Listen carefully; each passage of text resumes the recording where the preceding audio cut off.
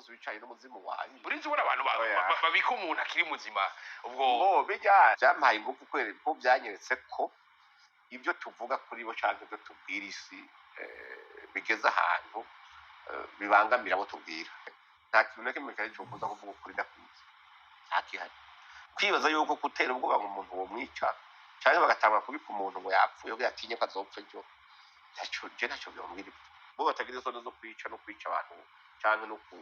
no gukora amabwa nkajya bariko barakora ngaho nije nugira isoni zo kuvuga ukuri kuko nabo bazoheza kwica abantu mu nyuma nabo bapfa ntibamwe barabanga mu mitwe ntitubazi ko bagwaye benshi cyane abo ntibazopfa tukaba tubibona muri commentaire ngo muri wari kwiye kwivanga mu bya politike ngo wari ukwiye kuvuga ngo bijanye ngo n'ijambo ry'Imana gusa agera amaborogo y'ububabare bikinyoma babesha imyaka myinshi isambuwe mu munsi umwe canke mu mwaka umwe kandi ni intango hari ibindi biriko birategurwa bizokorwa mu kwezi kwa gatandatu bariko baratwumviriza hari yindi bombe izobakorokerako noneho yaca bazoronka bavuga ahubwo bazogenda munsi y'igitanda binegeze baho amatelefoni bazoyazima aya makamera yanyu n'aya mateleviziyo yanyu ntibazoza kuvugira wendindira gateye zoraba uravye ingene maze umwanya uri kurashikiriza ukuri kubijanye n'ino ntambara ntabwo bamugira ko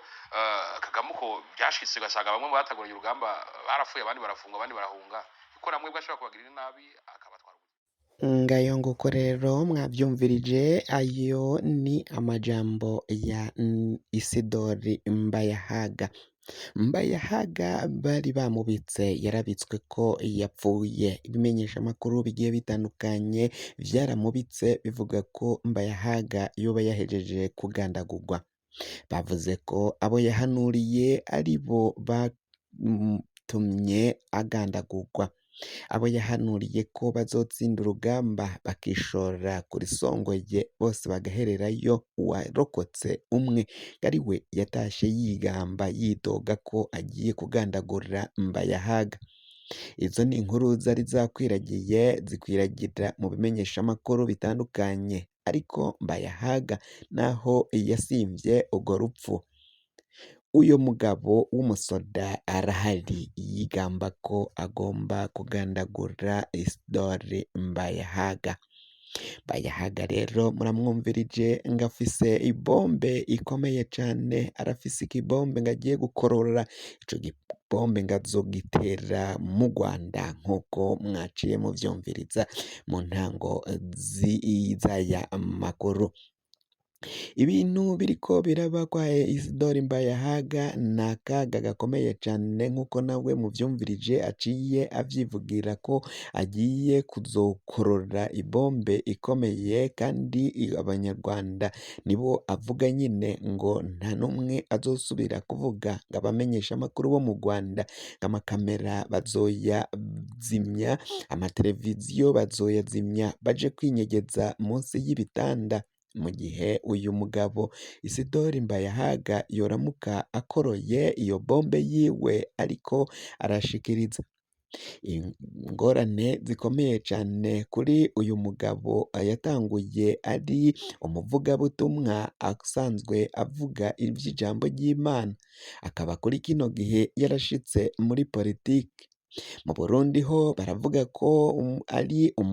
influencer mwiza cyane w'umwaka mu gihugu c'u Burundi ko ngo arimo y'influencer benshi cyane ngaha muri kino gihugu arashigwa canke arabanomine mu bashobora gutorwamwo influencer mwiza cyane muri uyu mwaka Isidori Mbayahaga kuri kino gihe ngo ni umuvugizi wa Varisito Ndayishimiye mu bijanye na politike ku mbuga ngurukanabumenyi imbuga hwaniro aho rero usanga Isidori Mbayahaga ari we ariko aravuga ivya politike ngaha mu gihugu c'u Burundi mu gihe abategetsi bakomakomeye cyane bo baba bavyihojeje batariko barabivuga umuvugizi wa Varisito Ndayishimiye Aline Gatoni nawe ntavyo yigera atangaza ku bijanye n'ivyo ariko mu gihe usanga Isidori Mbayahaga ari we yagiye kubitangaza usa nkaho umengo ariko aravugira leta y'u Burundi ibintu ntibiza koroha na gatoya muri kino gihe n'ingorane zikomeye cyane ibiriko biragenda bishika ngaha mu gihugu cacu Aho rero ivy'ingwano zibera mu buseruko bwa Repubulika iharanira intwaro rusangi ya Kongo, Isidore Mbayahaga abifata nk'aho ari ngabo Nyamurenge bavugwa ko bicwa ng'ari ububeshi, ari ukubesha, ari ibinyoma vyahimbwe n'igihugu kibanyi c'u Rwanda mu buraruko. Isidore Mbayahaga akaba ariyo majambo akunze gushikiriza, ariko benshi bakaba baramuteye ivyatsi. Natwe ku makuru twagiye dutambutsa avuga kuri Isidore Mbayahaga, ububeshi bwiwe ntitwahemye kubushira ahabona ko ariko arabesha, avuga ibintu adahagazeko, kuko hari benshi ivyabona vy'abanyamurenge bidoga bari mu makambi y'impunzi hirya no hino kw'isi, kandi babitewe n'imitwe nka Wazalendo, FDLR, FDNB, igisirikare c'u Burundi, FARDC na Mai Mai n'abandi bafasha leta ya Kongo gutoteza no kwica abo mu bwoko bw'abanyamurenge babarizwa mu buseruko bwa Repubulika iharanira intwaro rusangi ya Kongo, aho babandanya babangaza ngo bave mu gihugu, bakabita ko ari abanyarwanda bivanye n'uko bavuga ururimi rw'ikinyarwanda ruri ngaho, rukoreshwa ngaho mu buseruko bwa Kongo. Ibintu bibandanya gukomera cane, nyamara uyu mugabo Isidore Mbayahaga we aravyirengagiza, ntiyemere ko ari ko abo mu bwoko bw'abanyamurenge bariko baratotezwa, akoranye n'akagwi ka bamwe bamwe mu babihakana ku nyungu canke ku mvo z'inyungu n'amaronko bahabwa n'igihugu c'u Burundi ndetse n'igihugu ca Repubulika iharanira intwaro rusangi ya Kongo, bakihakana abo mu bwoko bwabo, kandi biboneka ko bariko baratotezwa. Nyamara n'abo bavuga ko babihakana ntibaba muri Kongo, baba mu bihugu vy'amakungu, barahunze igihugu cabo. Tuvuye kuri iyo nkuru, reka tuje ku nkuru ivugwa mu gisata c'umutekano ngaha mu gihugu c'u Burundi.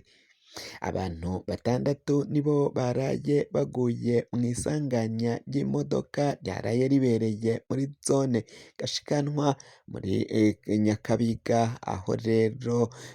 ubu ni mu ntara ya Butanyerera, komine ni Tangara, aho rero ibintu vyayangaye, abantu batandatu bagonzwe n'ikamyo bari bari mu modoka yo mu bwoko bwa porobogisi, bo bahise bahasiga ubuzima. Biravugwa ko iryo sanganya ryabaye ryoba ryatewe n'umuvuduko munini ikamyo yari ifise, igaca igonga abari muri iyo modoka ntoya yo mu bwoko bwa porobogisi. Umutekano urabandanya guhungabana cane ngaha mu gihugu c'u Burundi, ni mu gihe kandi muri iyi ndwi yaheze hari humvikanye kandi ntago ari muri iyi ndwi iheze, ni muri iyi ndwi turimo, hari humvikanye abandi bantu indwi bapfuye bazize isanganya ry'umuyagankuba. Isanganya riramaze gutwara abantu 13 mu ndwi imwe yonyene, amasanganya atandukanye, rimwe rivuye ku modoka, irindi rivuye ku muyagankuba.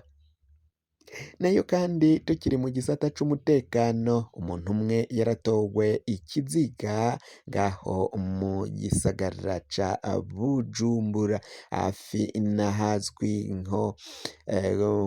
ku bunywero bwa Heritage Resto Bar, aho rero bavuga ko uyu muntu yatowe ikiziga atamenyekanye bivanye n'uko ata cyangombwa na kimwe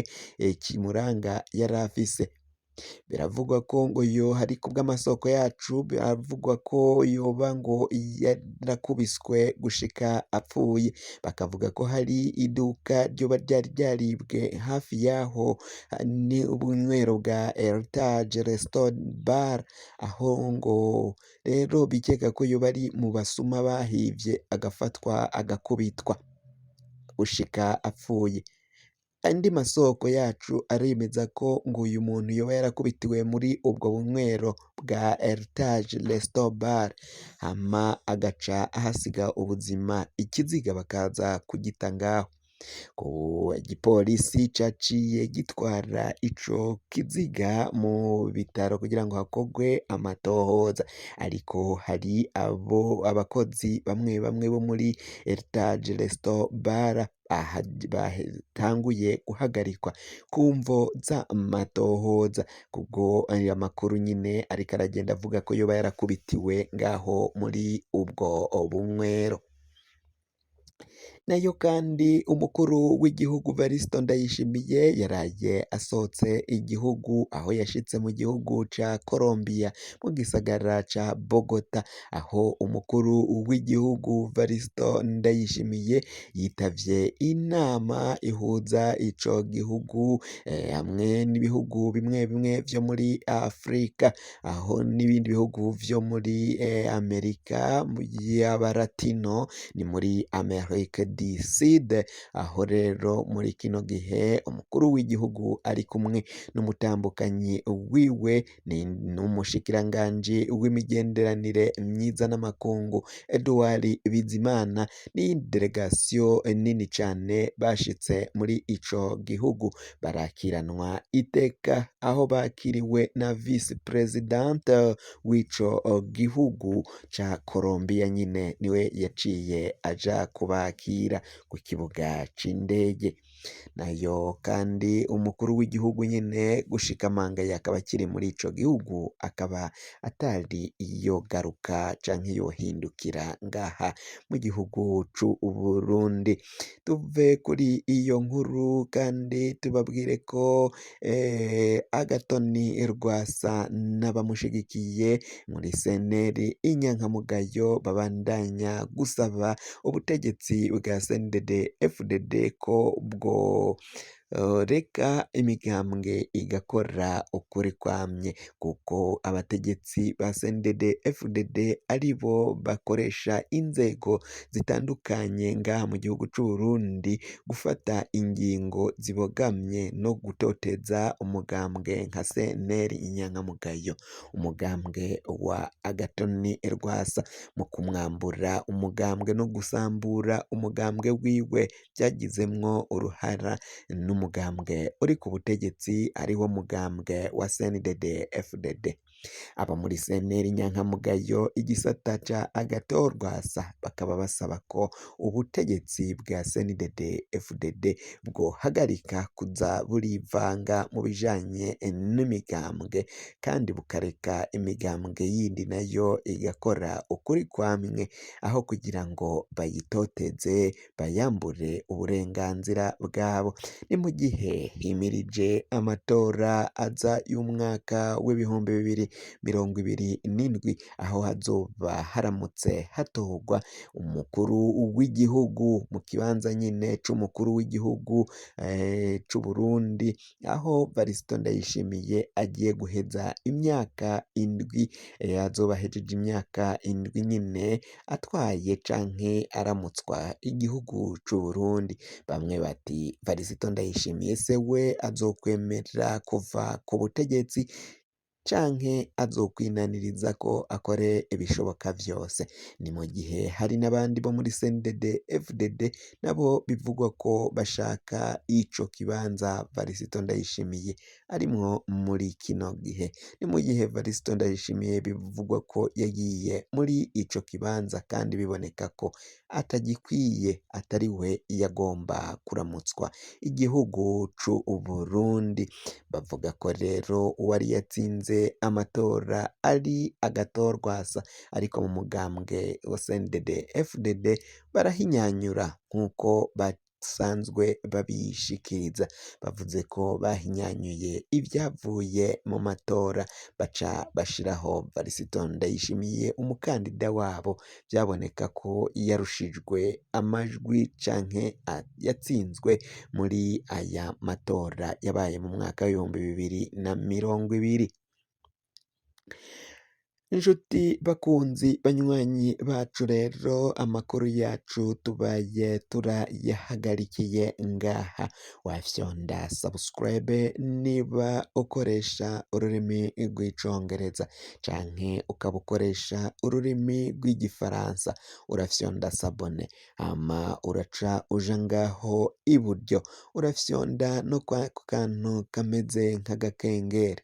amakuru ibiganiro dutohoza umwanya ku mwanya bizoja bigushikira aho uzoba uherereye hose kw'isi. Mwe mwahejeje gufyonda subscribe kandi tukaba tubakengurukira cane,